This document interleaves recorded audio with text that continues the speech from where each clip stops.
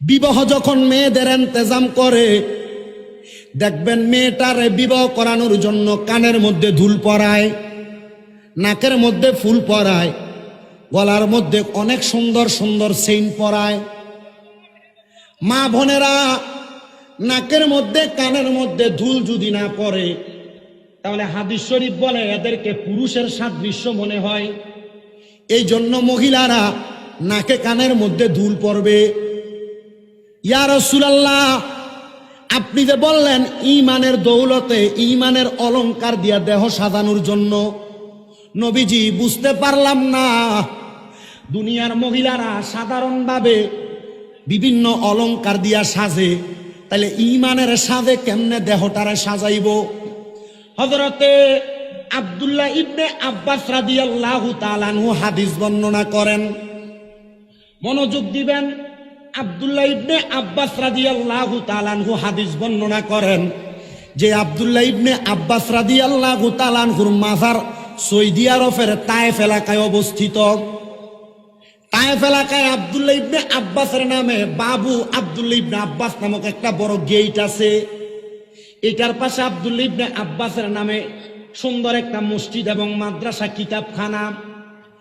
এই তায়েফে আব্দুল্লাহ ইবনে আব্বাস রাদিয়াল্লাহু তাআলা আনহু অবস্থানকালে তিনি বলেন, আমি আমার নবীজির জবান মুবারকে বলতে শুনলাম, জান্নাতের দৌলত হইল, জান্নাতের অলংকার হইল, এক নাম্বার একটা মানুষের দুনিয়ার জমিনের মধ্যে আল্লাহর ইবাদত সালাত। কি? আল্লাহর ইবাদত সালাতের মাধ্যমে জান্নাতের পোশাক পরে মুসলমান। ওই জান্নাতের পোশাকটা যখন দুনিয়ার মানুষ পরে, আল্লাহ তাআলার ওই বান্দা যখন ইন্তেকাল করবে, ইন্তেকাল করার সময় রহমতের একজন ফেরেশতা আল্লাহ তাআলার বান্দার দেহ থেকে রুহুটাকে ছিনিয়ে নিয়ে যায়। কিন্তু ইমানদার বান্দাটা ঈমানের দৌলত থাকার কারণে কোনো কষ্ট পায় না, কোনো অসুবিধা হয় না, ইমানদার বান্দা কোনো আঘাত পায় না।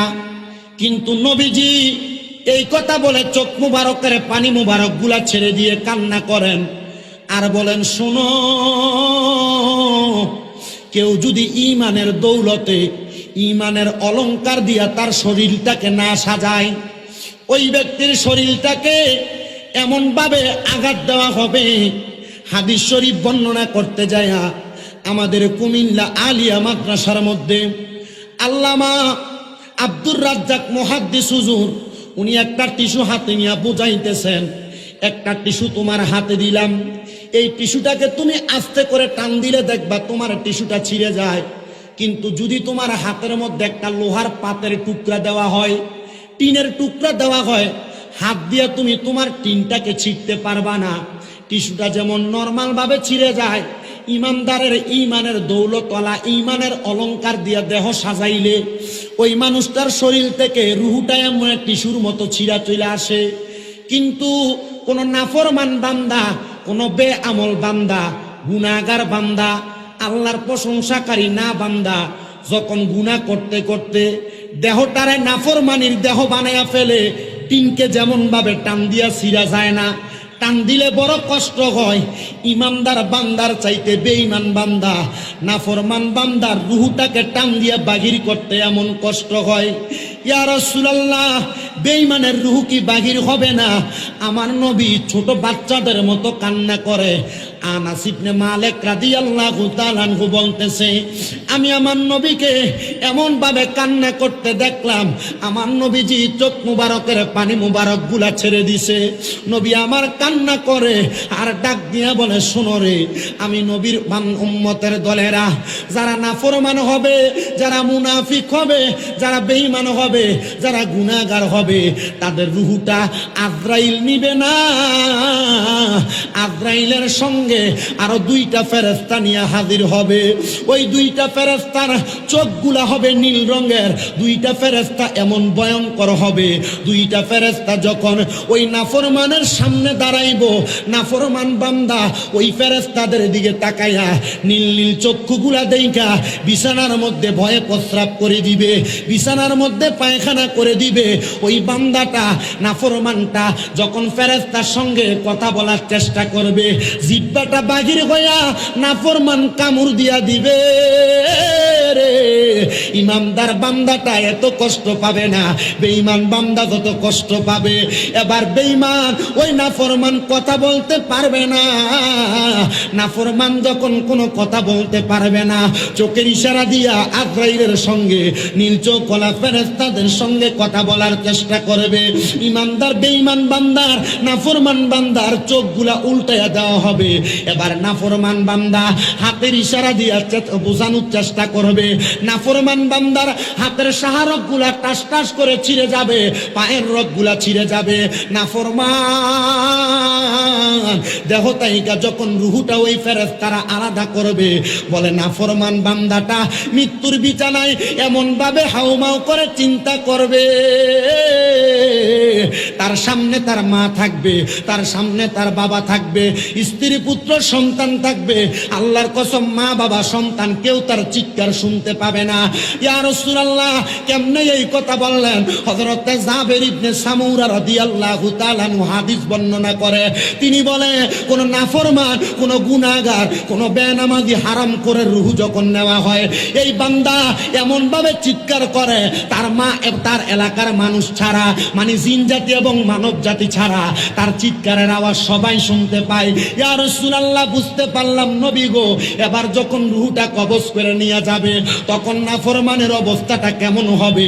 আমার নবী বলে, রূহটা ফেরেশতা যখন হাতের মধ্যে নিবে, এবার দুইটা ফেরেশতা একটা রুমাল দিয়ে তাদের নাকের মধ্যে চাপ দিয়া ধরবে। নবী গো, বুঝতে পারলাম না ফেরেশতারা কেন নাকের মধ্যে চাপ দিয়া ধরবে। আল্লাহর হাবিব বলে, নাফরমানের শরীরের দুর্গন্ধ এমন হবে রে, নাফরমানের রূহের এমন দুর্গন্ধ হবে, গুনাহ করতে করতে, বদ কাজ করতে করতে, খারাপ কাজ করতে করতে নাফরমানের রূহ দ্বারা একটা দুর্গন্ধযুক্ত রূহ বানাইব। ও নবী গো, ও দয়ার নবী, বুঝতে পারলাম। এবার নাফরমানের রূহটারে কই নিয়ে যাবে? বলে আসমানের দিকে দুইজন ফেরেশতা নিয়ে যাবে। নাফরমানের রূহ যখন আসমানের কাছাকাছি যাবে, তাকায়া দেখবে দলে দলে ফেরেশতারা দাঁড়াইয়া রইছে, কিন্তু ওই ফেরেশতারা মুখ থেকে থুতু নিক্ষেপ করে। ওই দুইজন ফেরেশতা দলের ফেরেশতাদেরকে জিজ্ঞাসা করে, তোমরা কেন এই নাফরমান বান্দার রূহুর দিকে থুতু নিক্ষেপ করো? বলে, নাফরমান বান্দার রূহুতে কেমন দুর্গন্ধ তৈরি হয়, আমরা তার এই দুর্গন্ধ সহ্য করতে পারি না। ও মুসলমান, কেমনে তুমি নামাজ ছাড়ো, কেমনে তুমি রোজা ছাড়ো, কেমনে তুমি ইবাদত ছাইরা দাও, কেমনে তুমি গুনার দিকে তোমার কদম বাড়াও? না রে না, দাও তোমার পাওটা আমার সামনে দাও, আমি আমার জিহ্বা লাগাইয়া তোমার মুখে পাটা আমি পরিষ্কার কইরা দেই। তবু ওয়াদা করো, আমি চাই না আমার কোনো মুসলমান ভাই জাহান্নামে যাক, আমি চাই না আমার কোনো মুসলমান ভাই দুজকে যাক, এমন কষ্ট পায় মারা যাক। আল্লাহর হাবিব মুহাম্মাদুর রাসূলুল্লাহ সাল্লাল্লাহু আলাইহি ওয়াসাল্লাম কান্না করতেছে। আমার নবী ডাক দিয়ে কই, উম্মত শুনে নাও, এবার যখন নাফরমান গুনাহগার বেআমলের রূহটা আসমানের দিকে নিয়ে যাওয়া হয়, আসমান থেকে ফিরে দেওয়া হয়, আলমে আরোহার দিকে নিয়ে যাওয়া হয়, রূহের জগৎ থেকে ফিরে দেওয়া হয়, রূহের জগতের একজন ফেরেশতা জবাব দেয়, এই বান্দা গুনাহগার, বান্দার দেহের মধ্যে দুর্গন্ধ, রূহের মধ্যে দুর্গন্ধ, দুর্গন্ধওয়ালা দেহটা, দুর্গন্ধওয়ালা রূহটা আলমে আরোহার মুমিনদের রূহের সঙ্গে রাখা যাবে না। ও আমার দনপুর উত্তর দক্ষিণ পাড়া আশেপাশে এলাকার বাবাজিরা বন্ধুরা, এবার নাফরমানের রূহটা নিয়া ফেরেশতা দুইজন আসমানের দিকে চলে আসে। আসমানের দরজা যখন বন্ধ থাকে, ডাইনে যাইতে পারে না, বামে যাইতে পারে না, সামনে যাইতে পারে না, একবার বন্ধ নাফরমানের রূহটা। এবার আল্লাহ তাআলা আদেশ করে, ফা দাখালান না, জাহান্নামের মধ্যে প্রবেশ করাও। জাহান্নামের মধ্যে শুধু প্রবেশ করায় না, জাহান্নামের মধ্যে দিতে দিতে সর্বপ্রথম দুইজন ফেরেশতা জাহান্নামের হেমার দ্বারা জাহান্নামীকে আঘাত করে, এমন আঘাত করে বান্দা চিৎকার করতে থাকে, দুনিয়ার কেউ শুনতে পায় না, একমাত্র জিন জাতি মানব জাতি ছাড়া সবাই শুনতে পায়। ও নবী, এমন কষ্ট পায়, আঘাত পায়, বুঝতে পারলাম ওই ব্যক্তিটারে কবরের মধ্যে কেমন শাস্তি দেয়। আল্লাহর নবী বলে, জাহান্নামের আগুনটাকে 1000 বছর বছর জ্বালাইয়া লাল তাইকা সাদা বানানো হয়, এবার আরো 1000 বছর জ্বালাইয়া জাহান্নামের আগুনটাকে সাদা তাইকা কালো বানানো হয়। এমন ভাবে জাহান্নামের আগুনে জ্বলতে জ্বলতে বান্দাটা আল্লাহ তাআলার কাছে ডাক দিয়া বলে, আল্লাহ বড় পিপাসা লাগতেছে, আমাকে একটু পানি কি দেওয়া যায়? আমার আল্লাহ তাআলা জাহান্নামীকে কেমন পানি দিবে জানো? আগুনের একটা গরম গরম লোহার পাত্র দিবে, ওইটার মধ্যে অন্যান্য জাহান্নামীদেরকে পুরাইয়া যেই রক্ত এবং পুঁজগুলা হইছে ওই রক্ত পুঁজগুলা জাহান্নামীকে দিবে খাওয়ার জন্য। সাহাবায়ে কেরাম চোখ মুবারকের পানি মুবারক গুলা ছাইরা দিয়া কান্দে আর ডাক দিয়া কই, ইয়া রাসূলুল্লাহ, ইয়া হাবিবাল্লাহ, ও দয়ার নবী, মায়ার নবী, রাহমাতুল লিল আলামিন নবীজি, আপনার কাছে জানতে চাই জাহান্নামীরা এত কষ্ট পাবে নবী গো, এই কষ্টটার ভাগ কারা কারা পাবে? এবার আপনারা বলেন, যারা নামাজ পড়ে না, যারা রোজা রাখে না, যারা ইবাদত করে না, যারা দুনিয়ার জমিনে খারাপ কর্মকাণ্ড করে, তাদের ঠিকানা কি জান্নাত না জাহান্নাম? জাহান্নাম। আসতে বললেন জাহান্নাম, বলেন ঠিকানা কি? তামরার এলাকার সুদখোর আছে না, ঘুষখোর আছে না? কম আছে মনে হয়, একবারে বেশি কম না? এই সুদখোর ঘুষখোর গুলার জন্য এরা যে হারাম খাবার খাইছে, আল্লাহর নবী রাহমাতুল লিল আলামিন নবী বলতেছে, এদেরকে 1 নাম্বার যে খানাটা দিব, এই খানাটা হইল ওই যে গরম লোহার পাত্রের ভিতরে অন্যান্য জাহান্নামীদেরকে ফুরানোর পরে যে রক্ত আর পুঁজগুলা হইছে, এগুলার রক্ত পুঁজগুলার ওই গরম পাত্রে দিব। এটার হাদিস শরীফের ভাষায় বলছে তিনাতুল খাবাল। এই তিনাতুল খাবাল দিব, দেও খাও। সুদ যেমন খাইছো মজা কইরা, হারাম যেমন খাইছো মজা কইরা, খাবার একবারে বদ খাবার গুলা যা খাইছো মজা কইরা, এই সুদ ঘুষ খায়া তুমি যে টাকা পয়সা তোমার দেহের ভিতরে আনন্দ ফুর্তি করে নিছো, এবার নাও জাহান্নামীদের রক্ত আর পুষ খাও। এই সুদখুর ঘুষখুর গুলা কবরে যাওয়ার পর তখন এই খাবার পাইয়া কবে, আল্লাহ আমি তো জাহান্নামী হয়েছি, আমার শাস্তি দিবেন, এটা কোন খাবার দিলেন? পানির পিপাসার কথা বললাম, পানি তো দিলেন না, এই খাবার কেন দিলেন? বলে এই যে দুনিয়াতে সুদ খাইলা, হারাম খাইলা, তুমি কি জানতা এটা যে হারাম? বলে হ জানতাম। যাই না তুমি হারাম খাইতা, এই জন্য তোমাকে এই খাবার দেওয়া হয়েছে। আল্লাহ বুঝতে পারলাম, যাই না আমারে গুনাহ করার কারণে আপনি মনে করেন না যে যারা সুদ খায় তারা জানে না যে এটা সুদ, এটা গুনার কাম, তারা জানে না? অটোমেটিক জানে। সুদখোরের এমন খাসিয়ত হয়ে গেছে। আমারে গতকালকেও একজন কইতেছে, এ কাকা সুদ খায় তো খায়, এরা যখন সুদের টাকা 1 টাকা কম দিতে যায়, আমরা উত্তর কি দেয় জানেন? যে সুদ যে খাই, কবর দে আল্লাহ আমরা ফিটবো, একটু বাড়ি কি কমাইয়ে দিব, তুমি যে আমার সুদের টিয়া কম দাও। চিন্তা করছে। আমরা কথা বুঝতে পারছেন? এ জানে সুদ খাওয়া হারাম, এর কাছে যখন 1 টাকা সুদের কম দেয়, এ উত্তর দেয়, আমি যে সুদ খাইতেছি, সুদ খাওয়ার কারণে আল্লাহ যে আমার কবরে শাস্তি দিব, আমার কি একটা ফিটা কমিয়ে দিব, তাহলে তুমি আমার সুদের টাকা কম দিবা কেন? আল্লাহর কসম, যারা সুদ খায়, যারা ঘুষ খায়, যারা সমাজের মধ্যে মারামারি দ্বন্দ্ব ফিতনা ফাসাদ নিয়ে ব্যস্ত থাকে, এরা বাথরুমের ময়লা কীটপতঙ্গ যেমন নিকৃষ্ট, এই সুদখোর ঘুষখোর হারামখোর সমাজের মধ্যে ফিতনা ফাসাদ করেনেওয়ালাগুলা বাথরুমের ময়লার চাইতে নিকৃষ্ট, ময়লার চাইতে নিকৃষ্ট, ময়লার চাইতে নিকৃষ্ট। কথা বলেন ঠিক কিনা?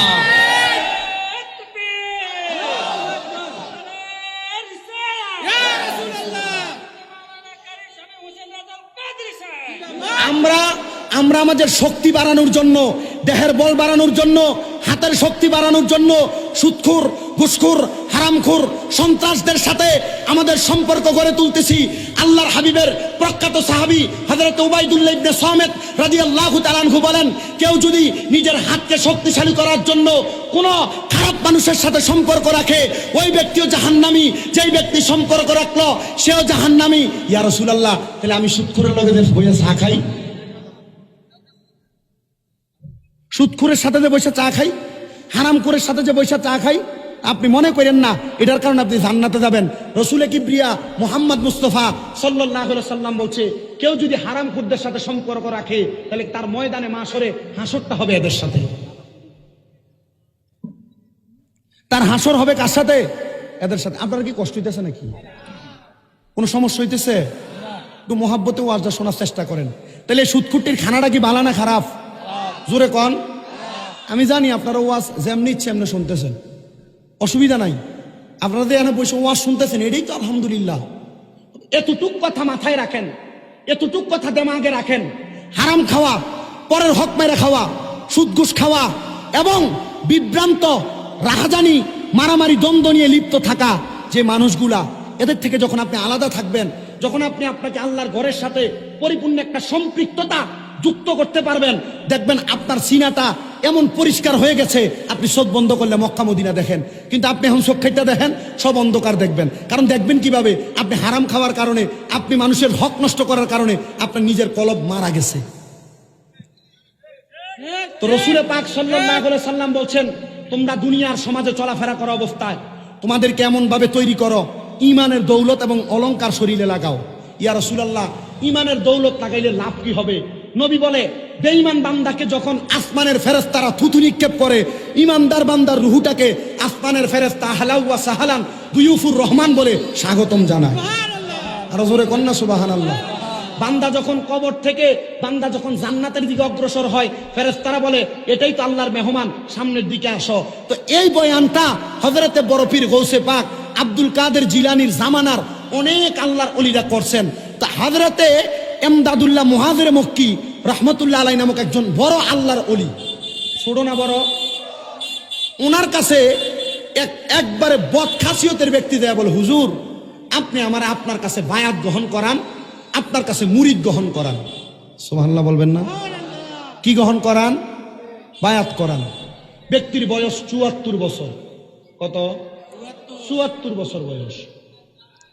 ৭৪ বছরের ব্যক্তি, উনি আইসা বলে, এমদাদুল্লাহ মুহাজিরে মক্কি, আপনি আমার বায়াত তো করাইবেন, বায়াত করাইয়া শর্ত হইলে আমি আপনার কাছে বায়াত হমু, আমি আমার জীবনে নামাজ পড়তে পারতাম না।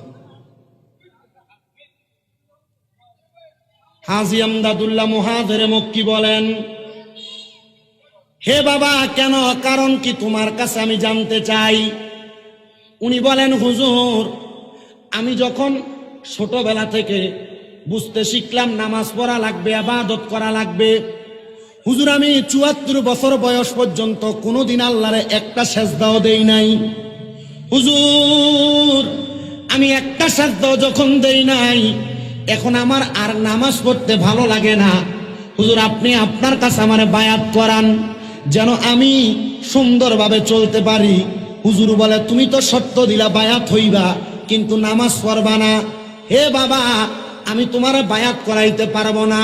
যেই ব্যক্তি সারাদিন রাহাজানি বেকাজগুলা কইরা বেড়াইছে, ওই ব্যক্তিটা যদি আবার বায়াত নেওয়ার জন্য আসে, হুজুর বলে আমি আতঙ্কিত হইলাম, ভয় পাইলাম। আমি বললাম, ঠিক আছে, যেহেতু তুমি নামাজ পড়তে পারবা না, তুমি বলো না জিকির করতে পারবানি। হুজুর পারবো। বলে কি জিকির? বলে তোমার জিকিরের তালিম হইল লা ইলাহা ইল্লাল্লাহ মুহাম্মাদুর রাসূলুল্লাহ সাল্লাল্লাহু আলাইহি ওয়াসাল্লাম। জবান খুলে জোরে জোরে বলেন না সুবহানাল্লাহ। ওই সন্ত্রাস ব্যক্তি ডাক দিয়া বলে, হুজুর ৭৪ বছর বয়স পর্যন্ত আমি যেহেতু নামাজ পড়ি নাই, আল্লাহকে একটা সেজদা দেই নাই, আমি এখন থেকে আপনার কাছে বায়াত হইয়া আমি এই দুনিয়ার জমিনে জিকিরের তালিমটা গ্রহণ করব, যখন যেখানে থাকি জিকিরটা করব। হুজুর বলে, তবে সাবধান, নামাজ পড়া যাবে না। যদি এক ওয়াক্ত নামাজও পড়ো, তাহলে তোমাকে এক ওয়াক্ত নামাজের জন্য 5টা করে জুতার আঘাত করা হবে।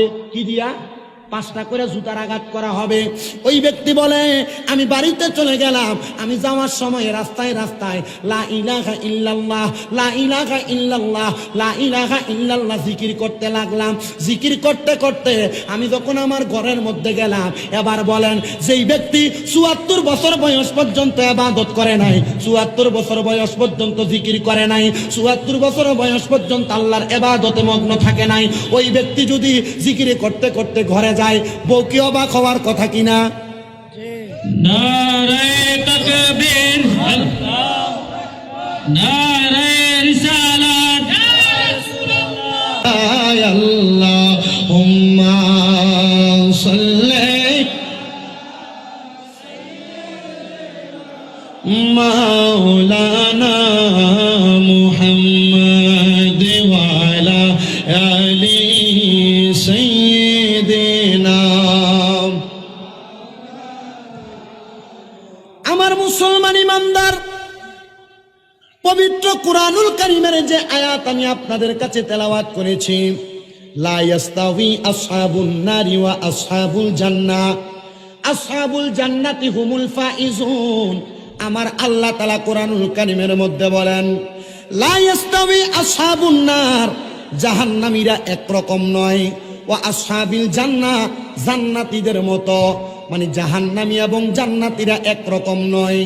আল্লাহর হাবিব কোরআনুল কারীম থেকে বলেন, আসহাবুল জান্নাতি হুমুল ফাইজুন, যারা জান্নাতি তারা হইল সফল কাম। এ আয়াত যখন ৭৪ বছরের বয়স্ক ব্যক্তি উনি যখন শুনতে পাইলেন, ৭৪ বছর পর্যন্ত আমি আল্লাহকে সেজদা দেই নাই, কিন্তু জান্নাতে তো মজার জায়গা, আনন্দের জায়গা, আরামায়েশের জায়গা, জাহান্নামে তো নিকৃষ্ট জায়গা, ওই জায়গার মধ্যে আমি শক্তভাবে থাকতে পারবো না। ওই ব্যক্তি চিন্তা করলেন, আমার এলাকার সবচাইতে মুহাক্কিক আলেম, সবচাইতে ভালো আলেম হাজী এমদাদুল্লাহ মুহাজিরে মক্কির কাছে আমি যাব।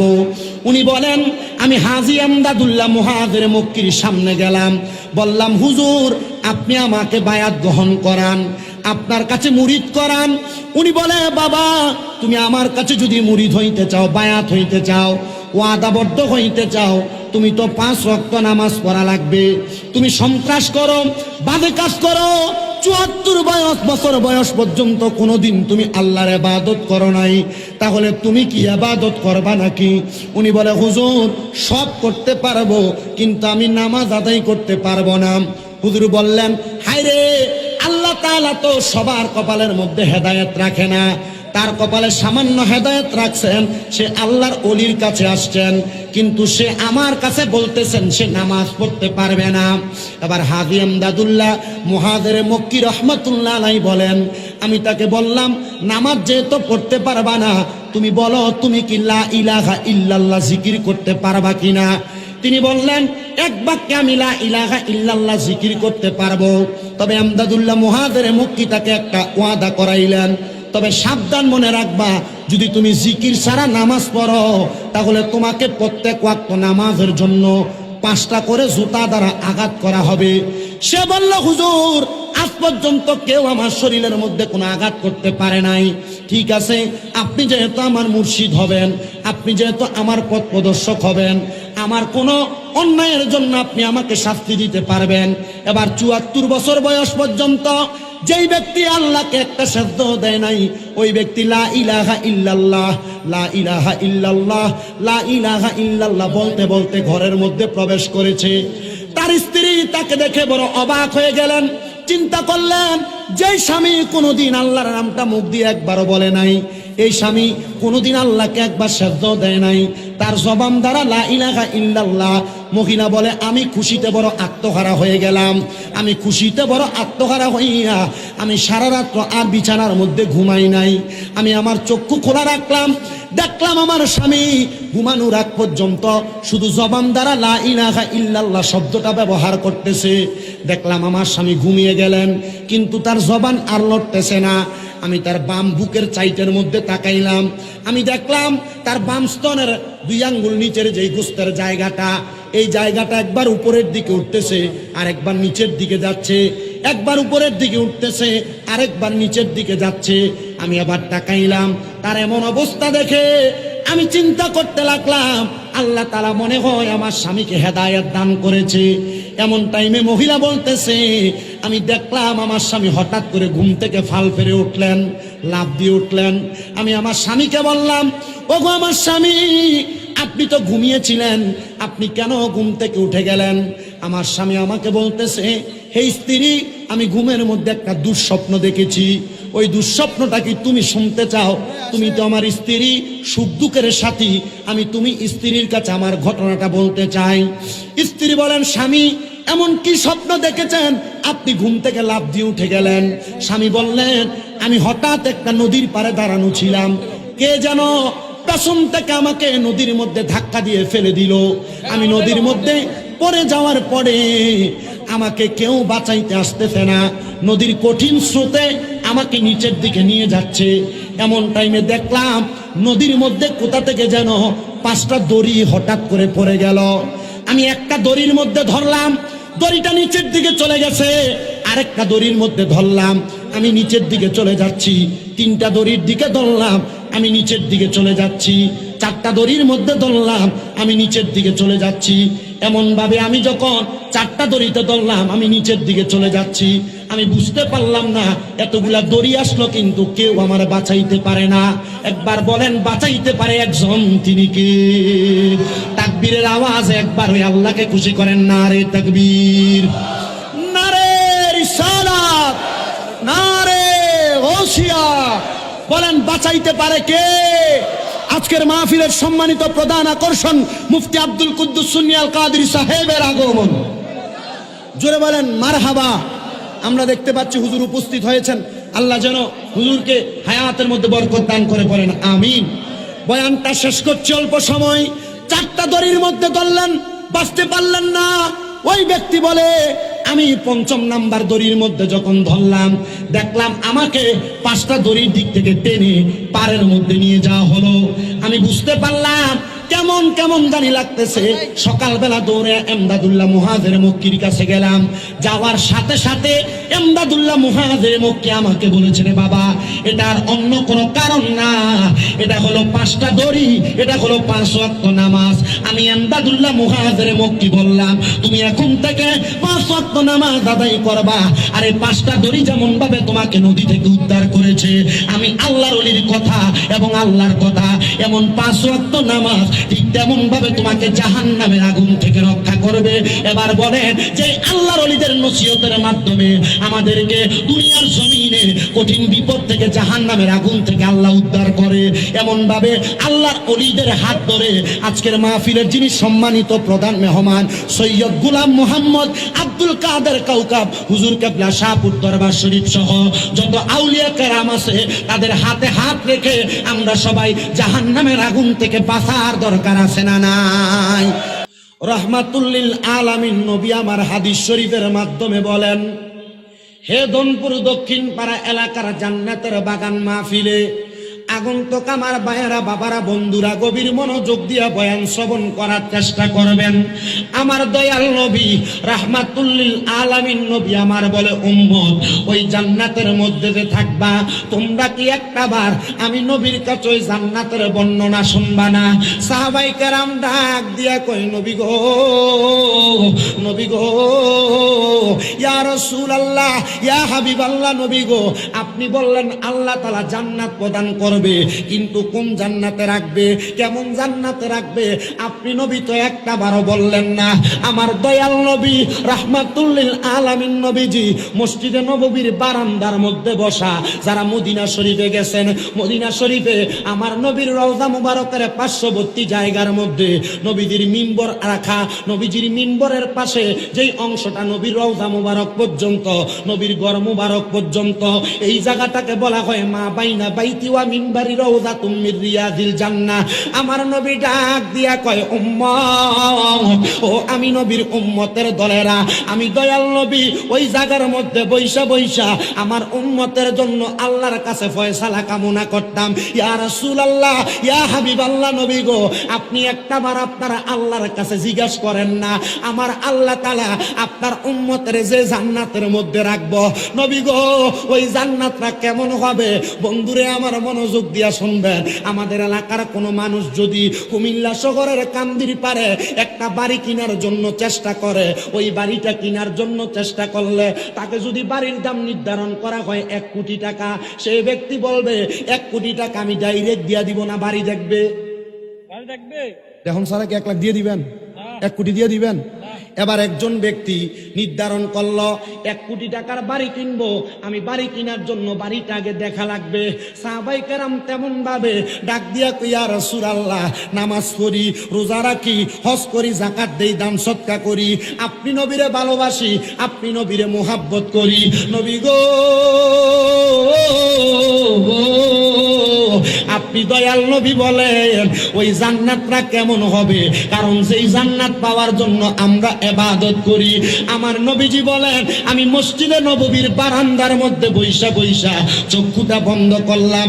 এমন টাইমে দেখলাম আমার সামনে হযরতে জিবরাইল আলাইহিস সালাতু ওয়াস সালাম হাজির হয়ে গেছে। জিবরাইল হাজির হইয়া আমি নবীর চেহারা মুবারকের সামনে একটা চাদর মেইলা ধরছে। আমি নবীর সামনে 70 মতান্তরে 72 জন সাহাবী বসা। আমি নবীর সামনে যখন চাদরটা ধরলেন, আমি দয়াল নবী হঠাৎ করে চোখটা বন্ধ করলাম। এমন টাইমে দেখলাম জিবরাইল আলাইহিস সালাতু ওয়াস সালাম চাদরটা আমার সামনে ধরলো। জিবরাইল বলে, ইয়া রাসূলুল্লাহ, ইয়া হাবিবাল্লাহ, আপনার চোখ মুবারকটা বন্ধ করেন। আমি দয়াল নবী আমার চোখ মুবারক বন্ধ করলাম। জিবরাইল আলাইহিস সালাতু ওয়াস সালাম আমি নবীর সামনে মেরাজের রজনীতে আমি নবী জান্নাত যেমন দেখছি, জাহান্নাম যেমন দেখছি, জান্নাতটারে আমি নবীর সামনে তুইলা ধরছে। আমি নবী আবার জান্নাতের বর্ণনা দিতে লাগলাম। ইয়া রাসূলুল্লাহ, জান্নাতটা কেমন? আমার নবী কয়, আল্লাহ জান্নাত কত সুন্দর করে বানাইছে। আল্লাহ সামনের একটা ইট লইছেন, রূপার একটা ইট দিয়া, মাঝখানে লাল রঙের ইয়াকুত জামারুত পাথর দিয়া আল্লাহ জান্নাত বানাইছে। নবী গো, বুঝলাম আল্লাহ জান্নাত বানাইছে। ওই জান্নাতের মধ্যে আমার আল্লাহ তাআলা কি ব্যবস্থা রাখছে।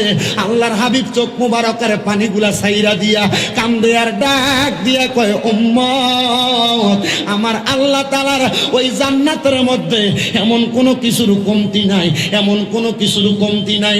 উম্মত মনে মনে যা খাওয়ার চিন্তা করবে, যেইটা করার চিন্তা করবে, আল্লাহ জান্নাতের মধ্যে উম্মতের জন্য সেই ব্যবস্থা রাখছে। ইয়া রাসূলুল্লাহ, ইয়া হাবিবাল্লাহ, নবী গো, ব্যবস্থাটা কেমন হবে? আল্লাহর নবী কয়, এক একটা জান্নাতের জন্য আল্লাহ তাআলা 40টা করে হুর গিলমান রাখছে জান্নাতি ব্যক্তির সেবা করার জন্য। নবী গো, বুঝতে পারলাম জান্নাতি ব্যক্তির জন্য 40টা হুর গিলমান রাখছে সেবা করার জন্য। ইয়া রাসূলুল্লাহ, ওই হুর গিলমানের সেবা পাওয়ার জন্য আমরা প্রস্তুত আছি কিনা আমরা বলতে পারবো না। আমার নূরের নবী রাহমাতুল লিল আলামিন নবী বলে, যদি তুমি জান্নাতি হুর গিলমানের মতো কইরা সেবা পাইতে চাও, তাহলে তুমি তোমার শরীরটাকে, দেহটাকে ঈমানের দৌলতে সাজাও। আমাদের এলাকার মা বোনেরা, আল্লাহ তাআলা আমাদের সবাইকে জাহান্নামের কঠিন আযাব থেকে বাঁচার জন্য আল্লাহর ওলিদের নেক নজর সোহবতের মাধ্যমে 5 ওয়াক্ত নামাজ পড়ে দুনিয়ার জিন্দেগি কুরবান করে আখিরাত হাসিল করার তৌফিক দান করে বলেন আমিন। বিদায় আরজ করছি। ওয়াখির দাওয়ানা আলহামদুলিল্লাহি রাব্বিল আলামিন। আসসালামু আলাইকুম ওয়া রাহমাতুল্লাহি ওয়া বারাকাতুহু।